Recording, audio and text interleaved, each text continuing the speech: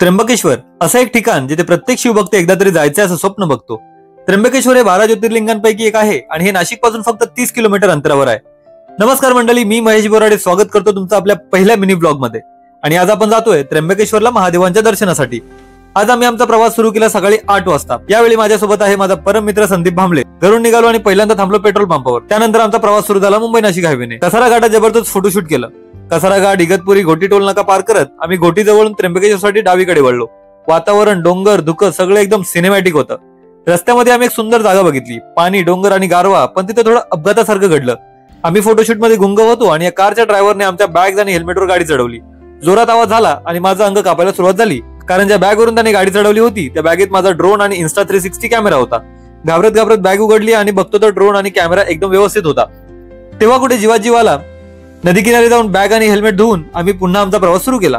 डोंगरांच्या सुंदर दृश्यांसोबत बाईक राईडचा आनंद घेत आम्ही शिवनेरी हॉटेलमध्ये नाश्त्यासाठी थांबलो। संदीपने नाश्ता सोडून झुल्यावर मज्जा घ्यायला सुरुवात केली। थोड्या वेळाने आम्ही कांदा भजी, बटाटा भजी, पोहे, शेवटी कॉफी ऑर्डर केली। चव एकदम झकास। नाश्ता करून आम्ही साधारणपणे 1 वाजता त्र्यंबकेश्वरला पोहोचलो। 50 रुपये देऊन गाडी पार्क केली आणि निघालो मंदिराकडे।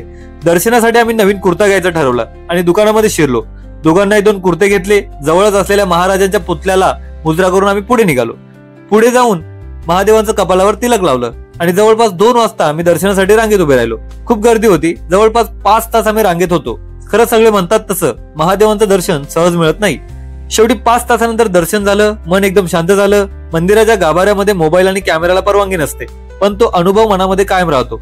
बाहेर येऊन आम्ही त्रिशूल आणि मंदिराचं दर्शन घेतलं। व्हिडिओ आणि फोटोज काढले। अगदी मन भरेपर्यंत तिथे थांबलो आणि मग महादेवांचा प्रसाद घेऊन साधारणपणे 8 वाजता आम्ही परत यायला निघालो।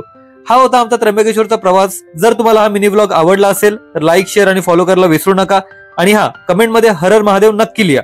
धन्यवाद मित्रांनो, भेटूया लवकरच नवीन मिनी ब्लॉग मध्ये।